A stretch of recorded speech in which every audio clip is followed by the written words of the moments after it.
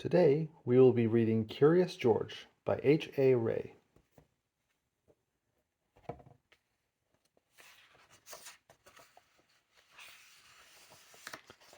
This is George. He lived in Africa. He was a good little monkey and always very curious. One day George saw a man. He had on a large yellow straw hat. The man saw George too. "What a nice little monkey," he thought. "I would like to take him home with me." He put his hat on the ground, and of course George was curious. He came down from the tree to look at the large yellow hat. The hat had been on the man's head. George thought it would be nice to have it on his own head. He picked it up and put it on. The hat covered George's head. He couldn't see. The man picked him up quickly and popped him into a bag. George was caught. The man with the big yellow hat put George into a little boat, and a sailor rowed them both across the water to a big ship. George was sad, but he was still a little curious. On the big ship, things began to happen.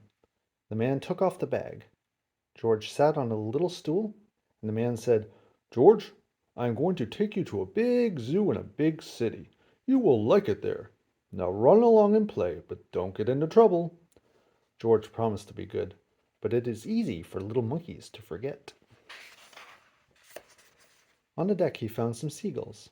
He wondered how they could fly. He was very curious. Finally, he had to try. It looked easy, but oh, what happened? First this, and then this. Where's George? George? I can't find him. The sailors looked and looked. At last they saw him, struggling in the water, and almost all tired out. "Man overboard!" the sailors cried, as they threw him a lifebelt. George caught it and held on. At last he was safe on board. After that, George was more careful to be a good monkey, until, at last, the long trip was over. George said goodbye to the kind sailors, and he and the man with the yellow hat walked off of the ship onto the shore and on into the city to the man's house. After a good meal and a good pipe, George felt very tired. He crawled into bed and fell asleep at once. The next morning, the man telephoned the zoo. George watched him. He was fascinated. Then the man went away. George was curious. He wanted to telephone too. 1, 2, 3, 4, 5, 6, 7. What fun! Ding-a-ling-a-ling! George had telephoned the fire station. The firemen rushed to the telephone. "Hello? Hello?" they said, but there was no answer. Then they looked for the signal on the big map that showed where the telephone call had come from. They didn't know it was George. They thought it was a real fire. "Hurry, hurry, hurry!" The firemen jumped onto the fire engines and onto the hook and ladders. "Ding dong, ding dong! Everyone out of the way! Hurry, hurry, hurry!" The firemen rushed into the house. They opened the door. No fire! Only a naughty little monkey. "Oh, catch him, catch him!" they cried. George tried to run away. He almost did, but he got caught in the telephone wire, and a thin fireman caught one arm, and a fat fireman caught the other. "You fooled the fire department," they said.